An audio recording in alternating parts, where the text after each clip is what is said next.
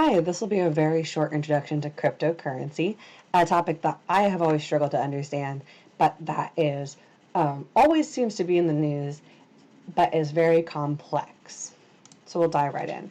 Cryptocurrency is a digital currency that is shared over a peer-to-peer network, kind of like how you used to share music on LimeWire.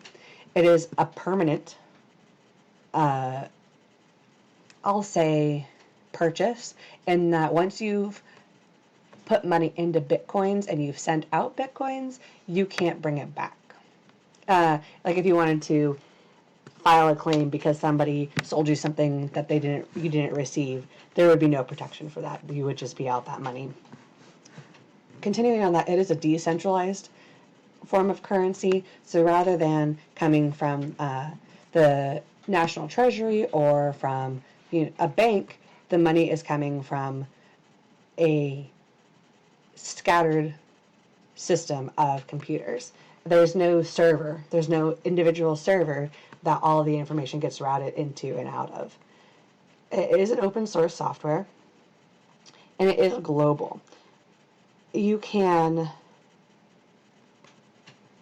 send money as quickly to your neighbor as you can to someone in Taiwan, and that allows you to really close the gap through time and space, if you will. Because the internet does that already, why shouldn't our currencies be doing that? It is pseudonymous, so it's not necessarily anonymous, you are assigned a name that masks your identity, but no, it can't be traced back to you, so it is highly encrypted. But with that said, I always struggled with how it works. So first, of course, someone requests a transaction. That request is sent to nodes, which is through the peer-to-peer network, and is the alternative to a single server. And that transaction is validated and verified by someone called a miner, and they'll go through and make sure that the transaction is valid and that it is going to who is on the other end.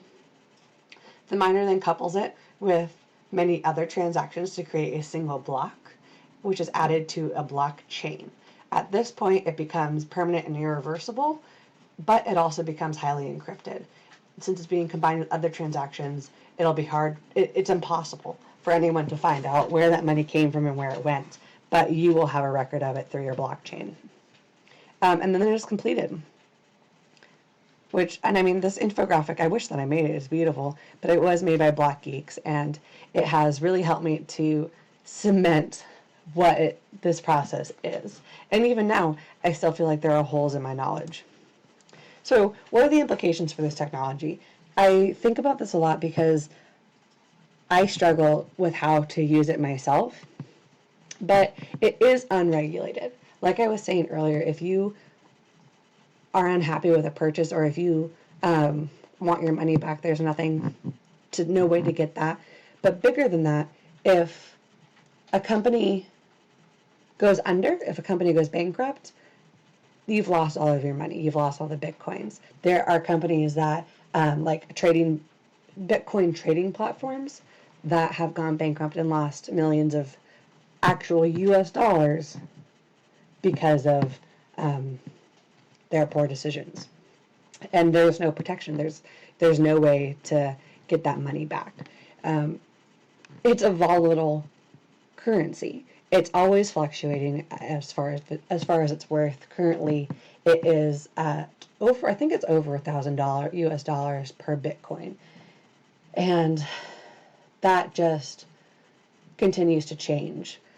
The biggest concern that I personally have, are the implications for illegal activity online. I know that it's very popular on, I think it's the Silk Road 3.0, but for trading illegal drugs and other nastiness.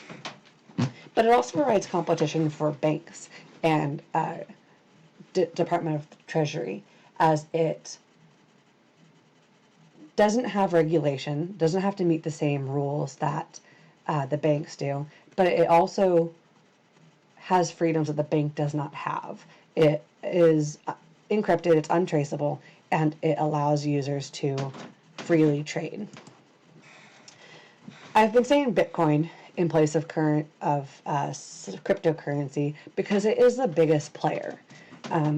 Over here where I say altcoins, there are tons of different options, and they literally just mean alternative to Bitcoins, and they're just other trading platforms. But there's also scam coins. So if you go to altcoins.com, they'll have a section on scam coins, which are known scammers within the cryptocurrency community. I feel like I have a ton to learn on this subject, but just with this, how cryptocurrency works, I feel better prepared to navigate it. I don't see a lot of educational implications, but I do know that it is something that could highly impact our society. And as a teacher, I would want to be able to teach my kids about that. Thank you.